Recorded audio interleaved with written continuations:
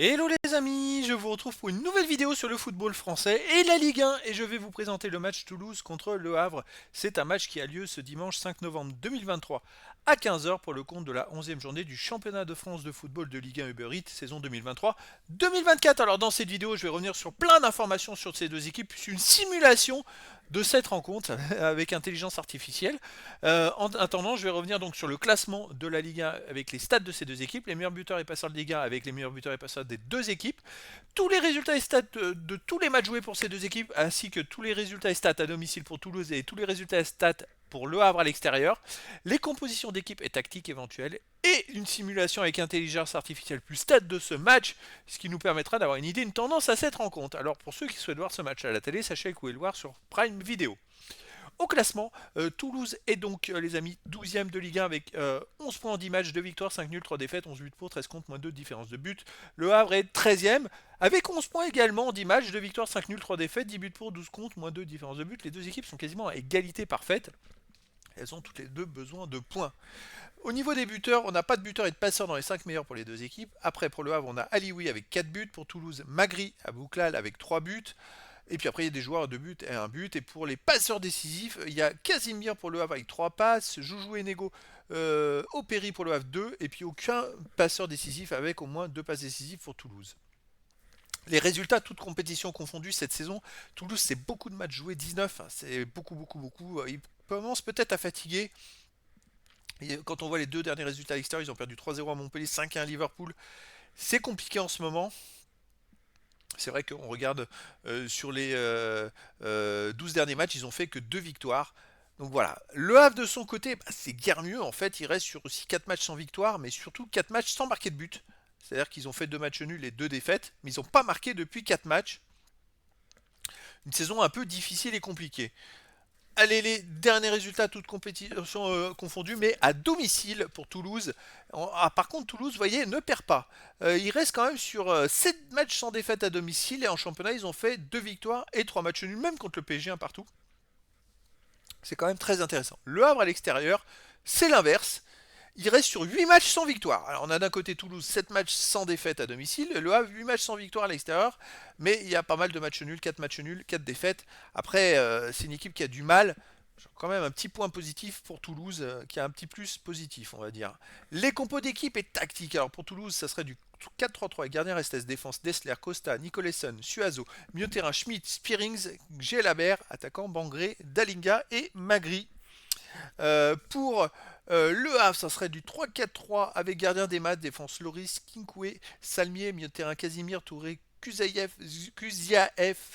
Nego, attaquant Alioui, Bayo et Sabi. Donc voilà, le décor est un peu planté entre ces deux équipes. D'ailleurs, je vais revenir à faire un parallèle avec les buteurs. Quand on peut savoir, par exemple, que pour Toulouse, les meilleurs buteurs, on voit Alioui est présent déjà. On a Magri et Abouklal pour Toulouse qui sont à 3 buts et Dalinga à 2 buts. Et Magri est présent et Abouklal n'est pas présent. Donc pressenti, ça peut changer d'ici le début de la rencontre, hein. Je ne sais pas s'il est suspendu ou pas, voire blessé, aucune idée. Allez, on va partir, les amis, sur une simulation artificielle de ce match. Ça va être très intéressant. C'est à partir du jeu FC 2024. Et ce jeu retranscrit un petit peu les joueurs avec leurs statistiques comme dans la réalité. Donc ça, c'est pas mal parce que ça permet un petit peu de se faire une idée de la rencontre. Alors bien sûr, c'est une simulation tout simplement. Mais voilà, il va y avoir des tendances, je ne sais pas, collectives, en passe, en jeu, en tir. Les joueurs sont retranscrits avec les mêmes caractéristiques que dans la réalité, avec les mêmes compétences, la vitesse, l'endurance, la précision, la technique, les équipes avec les mêmes tactiques. Donc là, voilà, c'est parti pour cette simulation. On va essayer de voir si ça peut nous aider pour nous faire une idée sur ce match.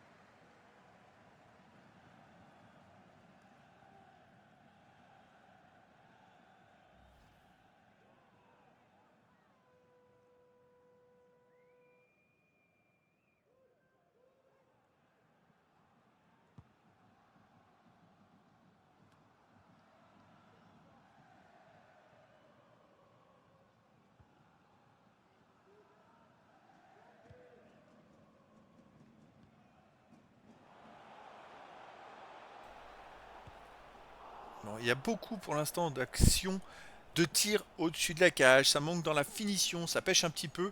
Voilà, les deux équipes, je trouve, sont à peu près du même niveau et les tactiques s'annulent les unes entre les autres.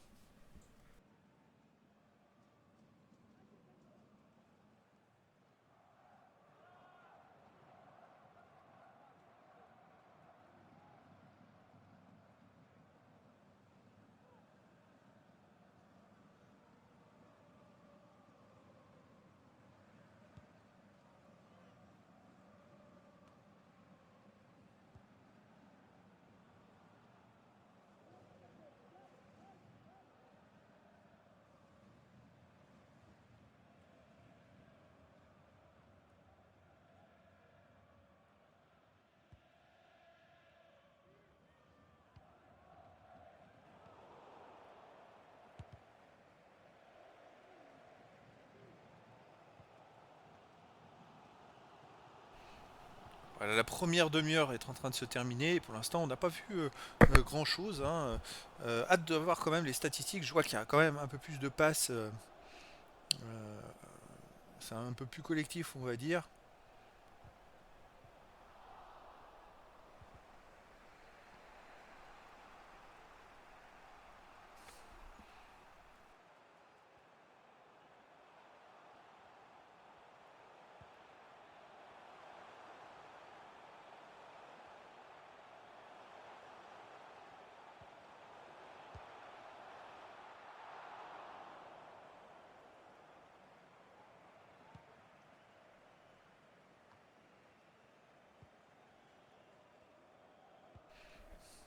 Et Toulouse, quand ils ont la balle, ils essayent de faire circuler la balle, de faire des petites passes. Et puis le Havre aussi, c'est plutôt pas mal. Bon, ça fixe. Et puis voilà, ils gardent un peu la balle. Mais voilà, ils essayent de faire des passes. Ça essaye en fait. Et ça manque de percussion. Et surtout, quand ça percute un petit peu, ça manque de précision dans le tir. Pour l'instant, il y a toujours 0-0.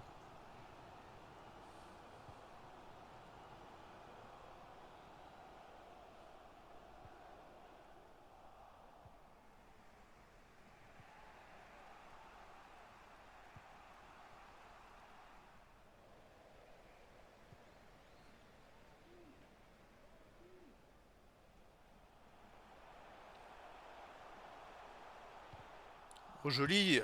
Et ben voilà, une belle action qui se conclut par un but pour Toulouse. Une belle reprise d'ailleurs. Vraiment un très très beau but.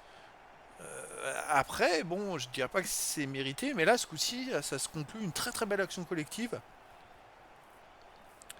Le centre en retrait est magnifique. Et puis, la belle reprise sous la barre.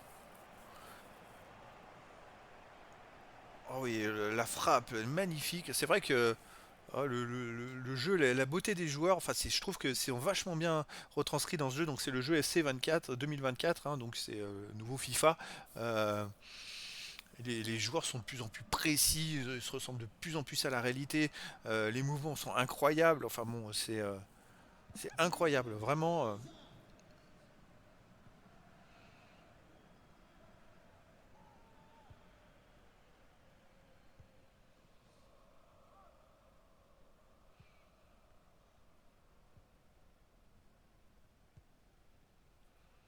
On va voir les stats à la mi-temps, ça nous permettra de nous faire une idée un petit peu sur comment se déroule le match.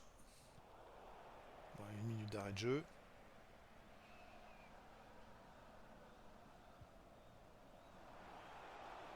Ah, oh, oh, oh, oh, oh. Et oh, un deuxième but alors vraiment, au-delà même de la minute d'arrêt de jeu. Le même joueur d'Alinga pour Toulouse qui marque un deuxième but juste avant la mi-temps. Alors ça fait très mal. Le Havre qui encaisse deux buts coup sur coup juste avant la mi-temps et qui se retrouve mené de deux buts à la mi-temps. Ça, c'est vraiment. Il est très bien placé d'ailleurs.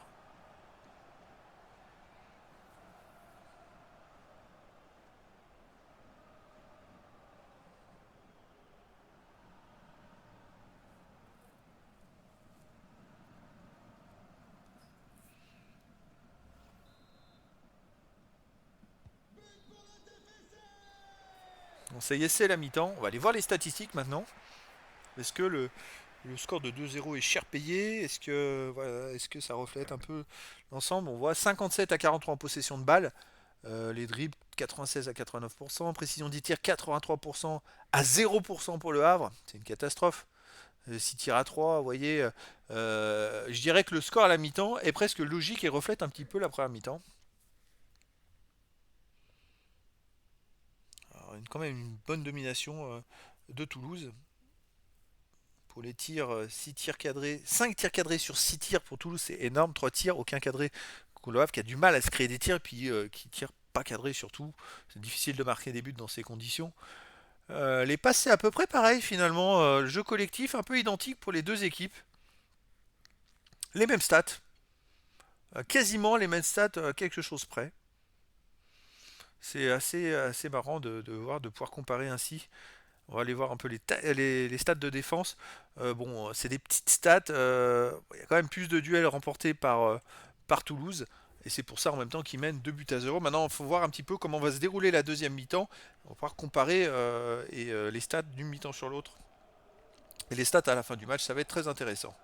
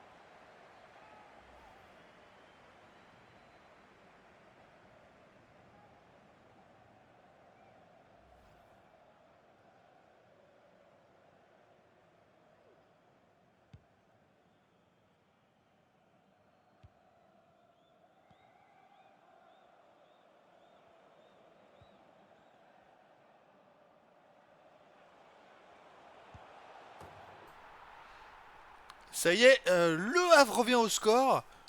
Après plusieurs tentatives, bon, ça va donner un peu de piment dans ce match. Et donc, 2 buts à 1 pour Toulouse. Maintenant qui mène plus que d'un but. Les Havrais marquent à la 71e minute.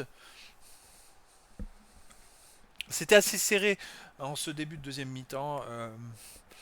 Même si j'ai l'impression que les Havrais avaient un peu plus la possession de balle que les Toulousains. On verra ça dans les stats à la fin du match. Ça paraît logique, étant mené 2-0, qu'ils fassent tout pour essayer de revenir.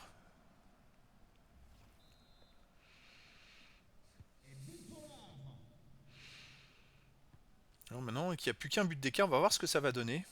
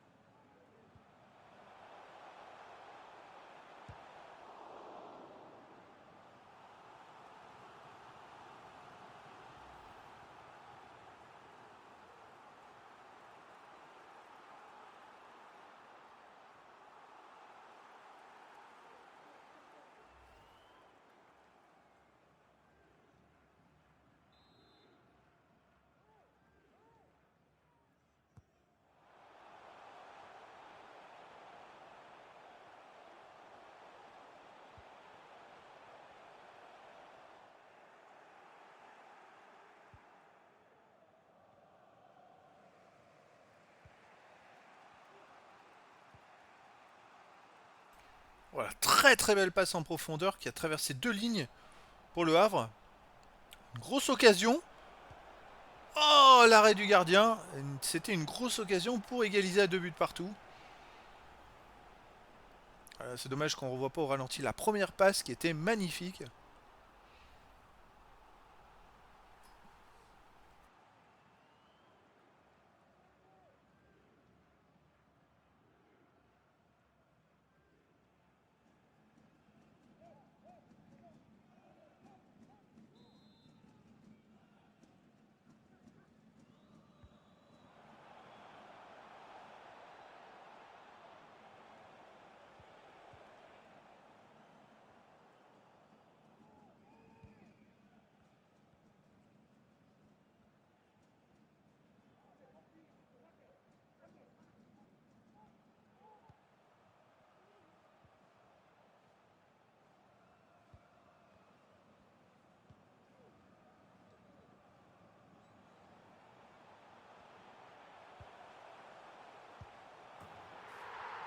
Magnifique action pour Toulouse qui marque un nouveau but et qui maintenant s'envole vers la victoire. 3 buts à 1 avec un centre, un très beau centre au premier poteau dont l'attaquant a coupé la trajectoire.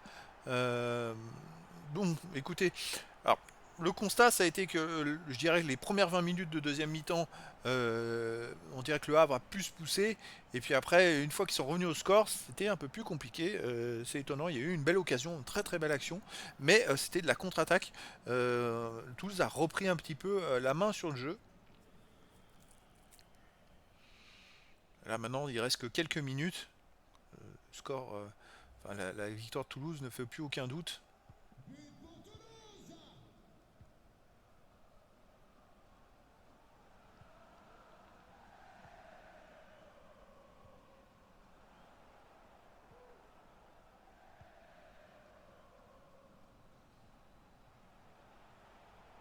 Ouf, oh la vilaine faute, ça c'est carton rouge ça. Direct.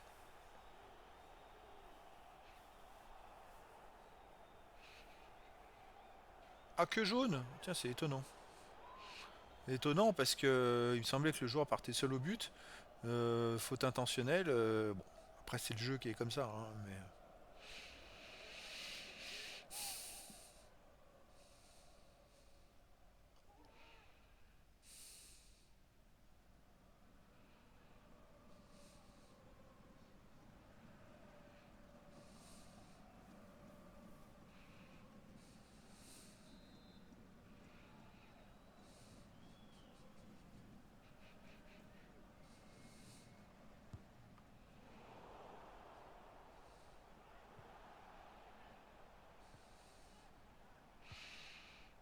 il y a beaucoup de monde là. Ah, ils sont passés au milieu de 5 joueurs du Havre, les Toulousains. Alors on est dans les arrêts de jeu. Et puis là, ils ont du mal les Havrais maintenant. Oh la belle reprise. Toulouse a failli même marquer un quatrième but. Belle reprise. Hein. Ouais, c'est joli, un joli sorte de coup du sombrero avec une reprise de volée derrière.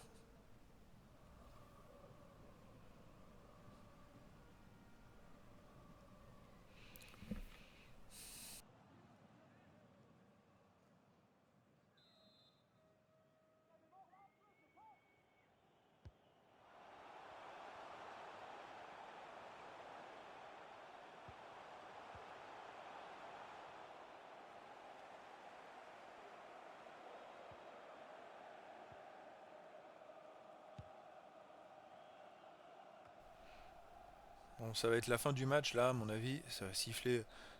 Voilà, ça y est, fin du match. Et donc, belle victoire pour Toulouse, 3 buts à 1. Alors, j'ai hâte de voir un petit peu les statistiques pour voir comparer avec la première mi-temps. Et puis, de se faire une idée un petit peu.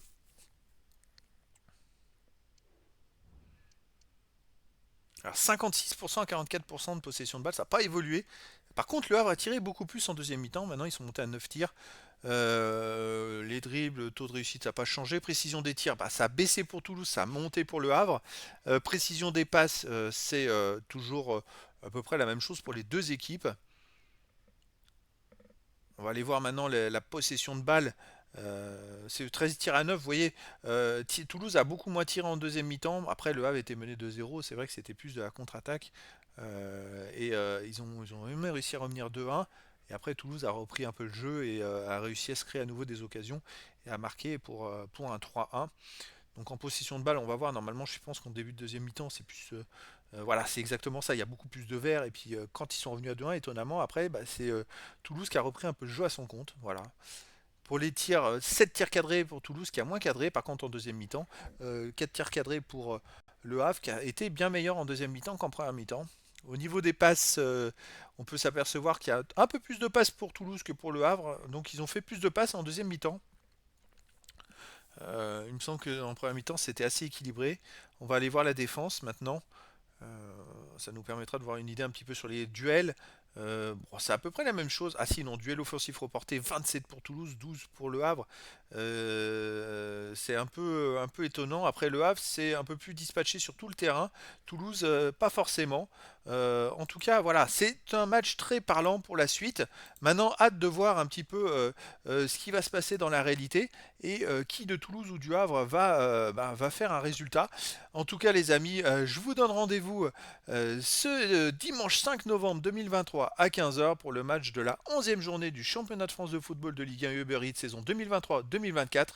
Toulouse, le 12e du classement, reçoit le Havre, le 13e. Voilà les amis, je vous dis à très bientôt pour une nouvelle vidéo.